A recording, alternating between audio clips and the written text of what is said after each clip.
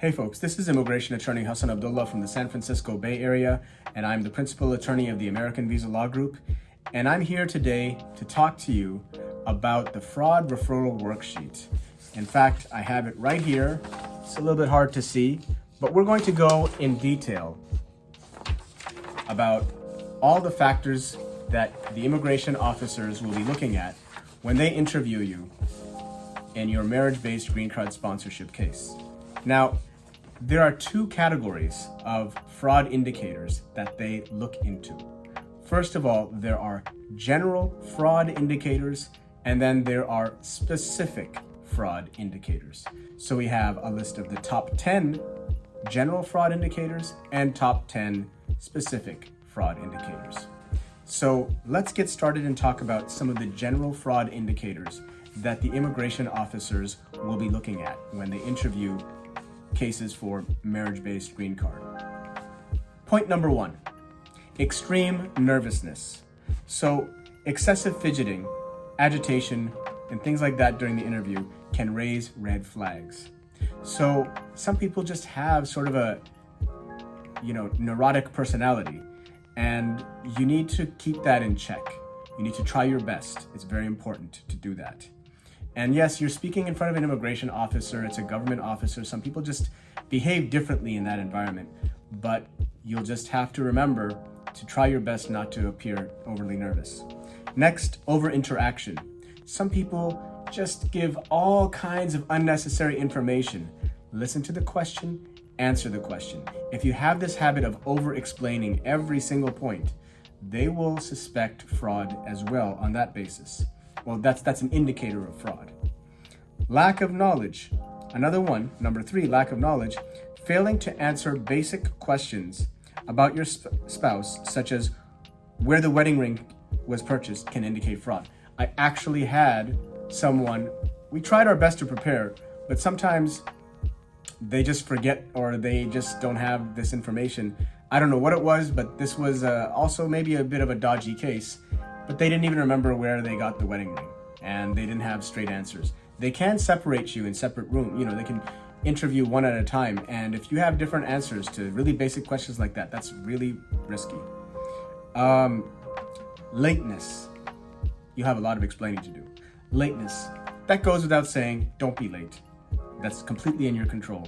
Usually. Well, it's usually in your control, so don't be late. Attorney prompting. Now, if you have an inexperienced rookie attorney who's helping you in your interview and attending the interview with you, they might want to also look like they're very efficient and effective and, prompt questions, or anytime they feel like there's some kind of, the interview might not be going perfectly, they might just try to get involved. A good interview is an interview where the attorney doesn't need to say very much, if anything at all.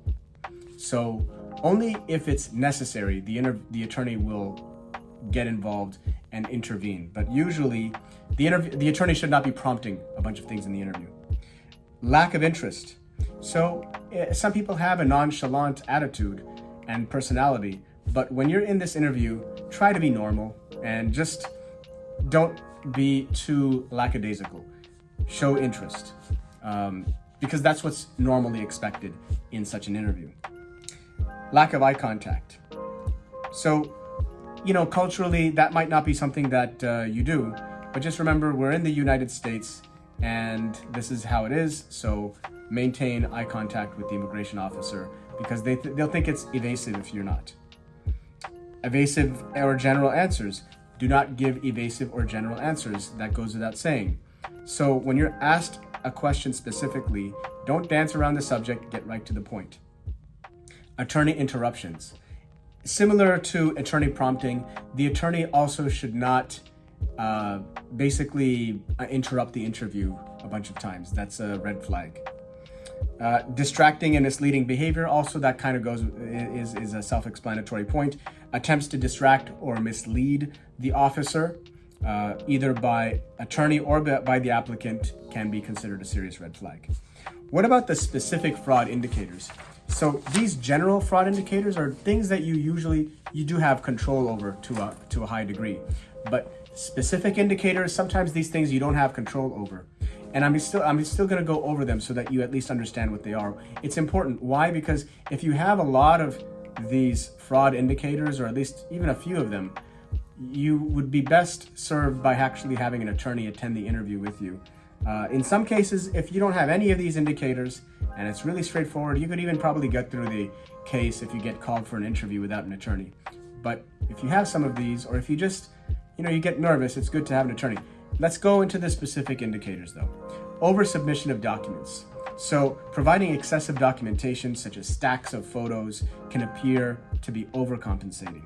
Staged photos. Photos that look unnatural or overly curated can lead the officer to also question their authenticity.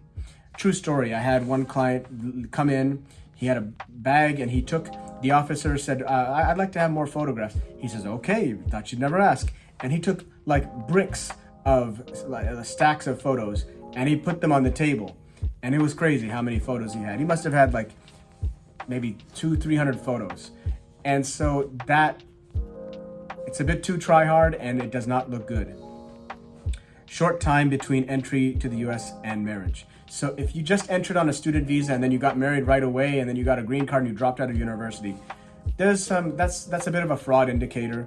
And if that's the case, maybe sometimes things happen quickly, but you're gonna have some skepticism if that's the case in your situation. Unusual marriage histories, a history of multiple sponsorships by the petitioner can be a red flag also. Children born to other parents during marriage, this can complicate the case and it can trigger further scrutiny.